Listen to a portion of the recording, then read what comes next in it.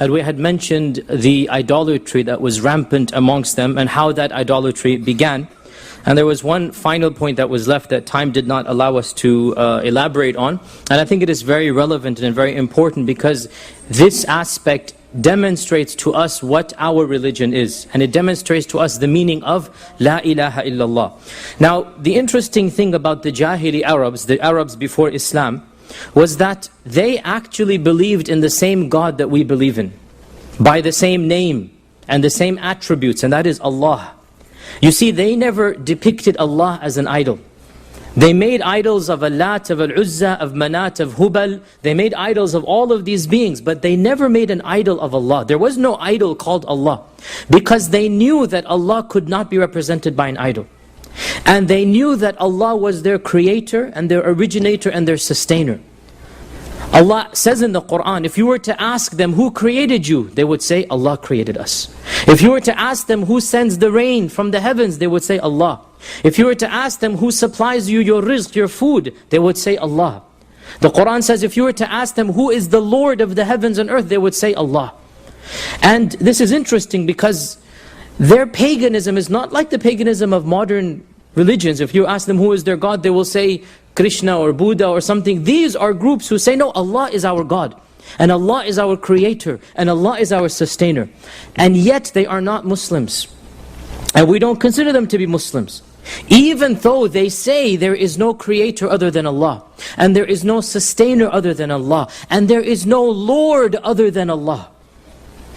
So when the Prophet ﷺ is coming to them, he's not coming with a new God. He's not coming with a new deity. They know it is Allah who created them. Yet why are they not Muslim? Well, because they're worshipping idols. Well, why are they worshipping idols when they know that Allah created them? The Quran tells us. Surah Zumur verse 3. Surah Zumur verse 3, Allah says that if you were to ask them, why are you worshipping these beings? They say, مَا نَعْبُدُهُمْ إِلَّا لِيُقَرِّبُونَ إِلَى اللَّهِ زُلْفَى. We're only worshipping these beings so that they can bring us closer to Allah. Notice the ultimate goal is Allah. These beings are stepping stones, they're intermediaries. They're simply tools we use to get to the grand deity, and that is Allah. Surah Yunus verse 18, Allah says they worship besides Allah these beings that are useless. And they say, these beings are our intercessors between us and Allah, our intermediaries. You see, we're too sinful, we're too unholy, and these beings are holy beings. So we go through them to get to the holiest of holy, and that is Allah. Now notice here, this is very important because their shirk was not in rejecting Allah. It was not in saying, Allat and Al-Uzza created me. It was not in saying that Allat and Al-Uzza will resurrect me. No, they firmly believed Allah is the creator, sustainer, nourisher, everything. By name Allah, not Rama, Krishna, Buddha, Allah. Yet they're worshipping other than Allah, and they say, we're too sinful. We need to use intermediaries to get to Allah. Now this is important because unfortunately we have Muslims in our times who fall prey to the exact same mentality. Word for word, letter for letter. We're sinful people. Change Allah to Wali. Change Uzza to Sheikh. Change Manat to Pir. And you get the exact same concept. We're too sinful people. We can't worship Allah directly. He's too holy. So we have to go through the saint. Or they will say, you have to go through the Prophet ﷺ. We worship this being. We make prayer to this being. We sacrifice to this being. We invoke the blessings of this being because this being has a high status with Allah. He will plead our case to Allah. And all of us who have family back home, we know that this is unfortunately common amongst the Muslims around the world. And this mentality is exactly the mentality of the Jahili Arabs. It is exactly the same. And this is compounded by the fact that if somebody says, how dare you compare a pir to Allat? How do you compare my sheikh to Allat? The response is, what is Allat except a pir and a sheikh? What is Allat? Do you know the origins of Allat?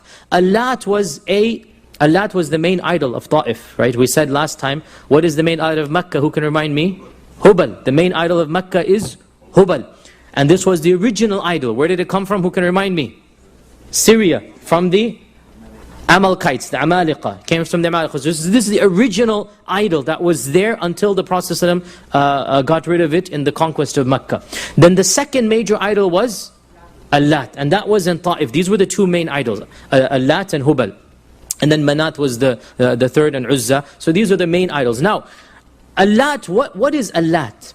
Allat was a man who used to feed to the pilgrims a type of soup. And the word for making soup in Arabic is latta yaluttu.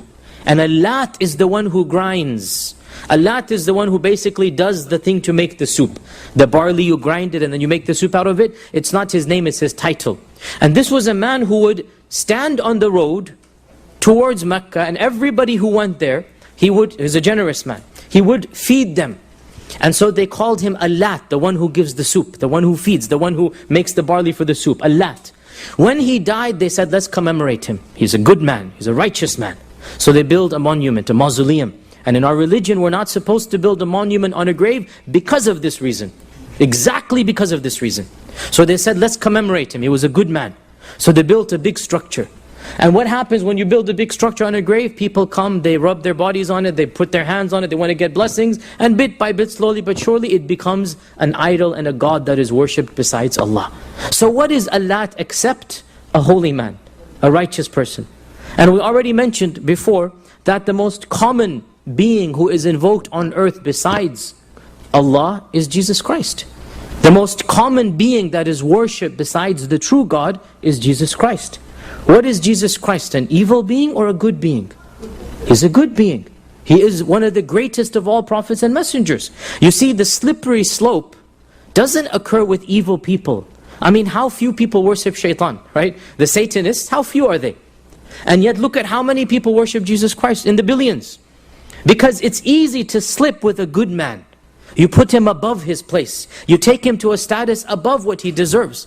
And this is what our religion came to prohibit. No, you don't worship anybody including the Prophet Muhammad ﷺ. You don't go through him to get to Allah, meaning you don't direct your prayers through him.